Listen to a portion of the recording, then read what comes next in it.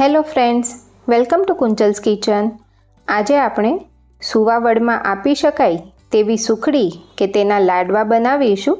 અને આજે આ સુખડી પરફેક્ટ ઘી અને ગોળના માપથી બનાવીશું, જેથી પહેલી જ વારમાં એકદમ સરસ પોચી અને સ્વાદિષ્ટ તૈયાર થશે. અને આ સુખડી દરેક વ્યક્તિ ખાઈ શકે છે. તો એકવાર ચોક્કસથી બનાવજો અને વિડીયો પસંદ આવે તો વિડીયોને એક લાઈક કરી દેજો. તો સુખડી બનાવવા માટે સૌથી પહેલાં 1 વાટકો ઘી લીધું છે.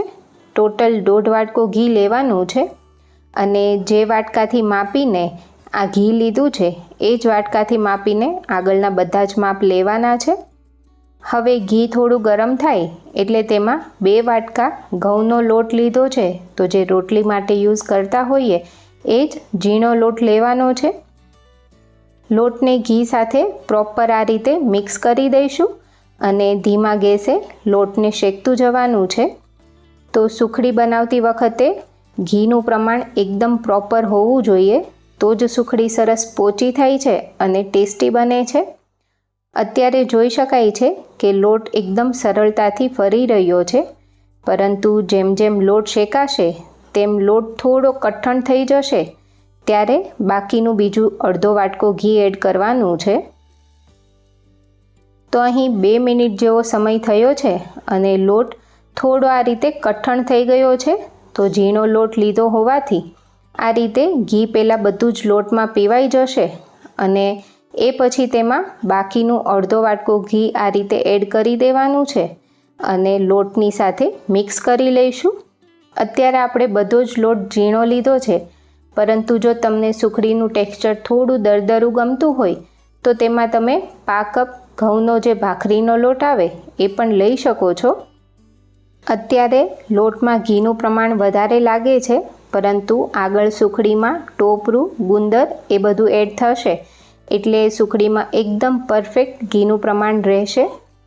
તો હવે સુખડીના લોટને એકદમ ધીમા ગેસે સતત આ રીતે ચલાવતા જઈને શેકી લેવાનો છે. તો અહીં લગભગ 7 થી 8 મિનિટ જેવું થયું છે અને લોટ પ્રોપર શેકાઈ ગયો છે.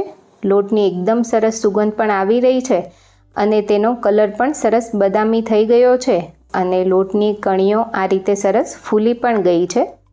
હવે આ સમયે તેમાં ગુંદર એડ કરવાનો છે. ગુંદરને તમે અલગથી તળીને પણ ઉપરથી એડ કરી શકો છો અથવા તો આ રીતે પણ કરી શકાય છે. તો અહીં મેં 2 મોટી ચમચી જેટલો ગુંદર લીધો છે. તો પહેલાં 1 ચમચી જેટલો ગુંદર આ રીતે ગરમ લોટમાં નાખવાનો છે અને તેને આ રીતે ચલાવીશું એટલે ગુંદર એકદમ સરસ ફૂલીને ઉપર આવી જશે. તો એકવાર બધો જ ગુંદર ફૂલી જાય એ પછી જ બીજો ગુંદર એડ કરવાનો છે. અહીં ગુંદરનું પ્રમાણ તમે વધારે ઓછું રાખી શકો છો, પરંતુ આજે મેં એકદમ પરફેક્ટ માપથી આ સુખડી બનાવી છે. તો એકવાર આ માપથી પણ સુખડી ટ્રાય કરજો, બહુ જ સરસ બને છે. બાકીનો 1 ચમચી ગુંદર પણ એડ કરી દીધો છે અને લોટને આ રીતે ચલાવતા જાય એ ગુંદર પણ સરસ ફોડી લઈશું. એ પછી તેમાં 1 ચમચી ખસખસ નાખીશું. સાથે તેમાં 1/2 વાટકો સૂકા ટોપરાનું છીણ લીધું છે. તો જે સૂકા ટોપરાના વાટકા આવે છે તેને જ છીણીથી છીણીને લેવાનું છે. આનો ટેસ્ટ સુખડીમાં બહુ જ સરસ આવે છે. સાથે અહીં પા વાટકી જેટલા બદામના ટુકડા લીધા છે. અહીં તમને ગમે તો કાજુ પણ લઈ શકાય છે. હવે તેમાં 1/2 ચમચી સૂંઠ પાવડર લઈશું. અહીં જો તમારી પાસે કાટલું પાવડર હોય તો એ પણ લઈ શકાય છે, પરંતુ સૂંઠ પાવડરની ફ્લેવર સુખડીમાં વધારે સરસ લાગતી હોય છે એટલે મેં સૂંઠ પાવડર લીધો છે. હવે બધી જ વસ્તુને પ્રોપર મિક્સ કરી લેવાની છે લોટમાં અને ગેસની ફ્લેમ બંધ કરી દઈશું. અને તૈયાર થયેલા સુખડીના મિશ્રણને 1 મિનિટ સુધી સતત આ રીતે ચલાવતું રહેવાનું છે, જેથી લોટનું ટેમ્પરેચર થોડું ડાઉન જશે અને આ સુખડીના મિશ્રણમાંથી વરાળ નીકળતી બંધ થાય તેટલું તેને ઠંડુ કરી લેવાનું છે. એટલા માટે તેને આ રીતે થોડીવાર હલાવીશું એટલે થોડું ઠંડુ થઈ જશે. સુખડીનું મિશ્રણ ઠંડુ થાય એ પછી તેમાં ગોળ એડ કરીશું. તો અહીં મેં 1/2 વાટકી ઝીણો સમારેલો દેશી ગોળ લીધો છે, એ એડ કરી દઈશું. તો અહીં ગોળ હંમેશા આ રીતે સુખડીના મિશ્રણને થોડું ઠંડુ કર્યા પછી જ એડ કરવાનો છે અને ગોળને આ રીતે ઝીણો સમારી લેવાનો અથવા તો ખમણીથી ખમણીને પણ લઈ શકાય છે. જો ગોળ ઝીણો સમારેલો હશે તો એકદમ ઝડપથી તે મિક્સ થઈ જશે. અને હવે ગોળને પ્રોપર બધી વસ્તુ સાથે મિક્સ કરી લઈશું. તો જેમ જેમ ગોળ પીગળશે તેમ સુખડીનું મિશ્રણ ઘટ્ટ થવા લાગશે અને તેમાંથી થોડું ઘી છૂટું પડવા લાગશે. તો તમે કોઈ પણ પ્રકારની સુખડી બનાવતા હોય તેમાં ગોળ હંમેશા સુખડીના મિશ્રણને થોડું ઠંડુ કર્યા પછી જ એડ કરવાનો છે. આવું કરવાથી સુખડી હંમેશા એકદમ સરસ પોચી બનશે. ક્યારેય સુખડી ચવડ નહીં થાય કે કડક નહીં થાય. તો જો આ ટીપનું ધ્યાન રાખશો તો તમારી સુખડી પણ પરફેક્ટ બનશે. એકવાર ગોળ ઓગળી જાય એ પછી આ મિશ્રણને વધારે વાર ગરમ પેનમાં નથી રાખવાનું. તેને ફટાફટ આ રીતે કોઈ પણ થાળીમાં ઠારી દઈશું.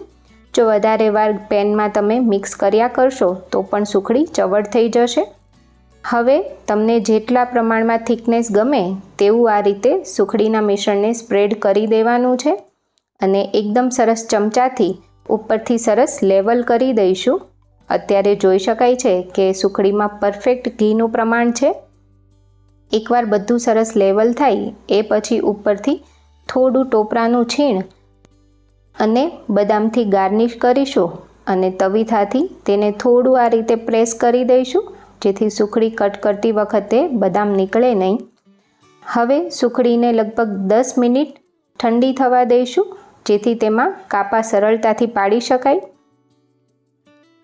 10 મિનિટ પછી સુખડી હજી પણ થોડી ગરમ છે એ જ વખતે તેમાં કટ આપી દેવાના છે. જો સુખડી ઠંડી થશે તો એ બરાબર કપાશે નહીં. કટ આપ્યા પછી સુખડીને અડધી કલાક એકદમ સરસ ઠંડી થવા દેવાની છે. સુખડી ઠંડી થાય એ પછી અત્યારે જોઈ શકાય છે કે એકદમ સરસ સેટ થઈ ગઈ છે અને જોતાં જ ખ્યાલ આવે છે બહુ જ સરસ પોચી સુખડી તૈયાર થઈ છે.